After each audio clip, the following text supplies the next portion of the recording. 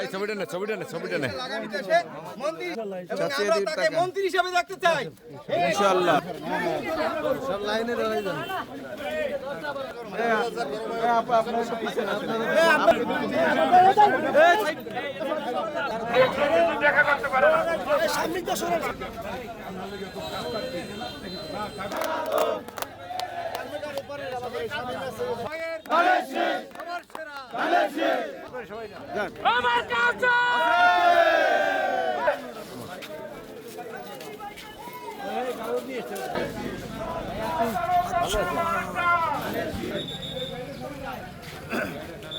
বাংলাদেশে আজকে ধানের শীষে জোয়ার এসেছে সারা বাংলাদেশে। কিছু মানুষ নির্বাচন বন্ধ করতে চায়, কন্ট্রোল করতে চায়, এবং সেইটা করার জন্য কিছু মানুষ পায়ে পাড়া দিয়ে ঝগড়া করতে চায়। কারণ এইরকম এলাকায়ও পায়ে পাড়া দিয়ে মানুষ ঝগড়া করতে চায়। আপনারা বাংলাদেশে দেখছেন গতকালকে আমাদের এখানে দাঁড়িপাল্লার প্রচার কমিটির প্রধান তিনি বক্তৃতা দিয়েছেন ঢাকা বিশ্ববিদ্যালয় একটা বিশ্বাস জায়গা, ঢাকা বিশ্ববিদ্যালয়ের মধ্যে আড্ডাখানা।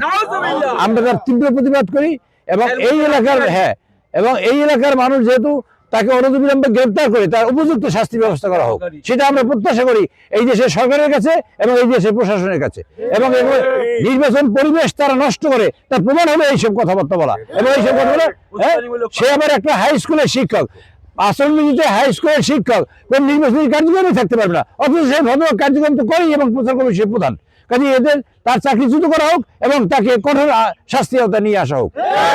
এবং বাংলাদেশের মুখে যে কালিমা রেপন করেছে বাংলাদেশের মুখে, তাকে বিচারের আওতায় আনা হোক। তারা বাংলাদেশ স্বাধীনতা চায় নাই, যা চায় নাই বলেই তারা এরকম কথা বলতে পারতেছে। সরকারের কাছে এবং এই প্রশাসনের কাছে কঠোর বিচারের আবেদন জানাচ্ছি।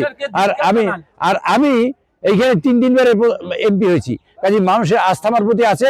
2 বার স্বতন্ত্র হয়েছি, এই এলাকার গণমানুষের কাজ করেছি এবং গণমানুষের কাজ করতে গিয়া কোনো অন্যায় আমার জ্ঞানত আমি নিজে করিনি, কোনো অন্যায়।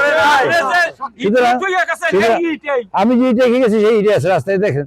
কাজে জ্ঞান যদি অন্যায় করলে মানুষ আমাদের পক্ষে গণজোয়ার সৃষ্টি হয়েছে। আমি মনে করি সাগরের পার থেকে যে গণ সৃষ্টি করবো, সেই জোয়ারে সারা বাংলাদেশ ধানের শীষ ইনশাল্লাহ হবে এবং অন্য সকল মাকে কিন্তু ভেসে যাবে ইনশাল্লাহ।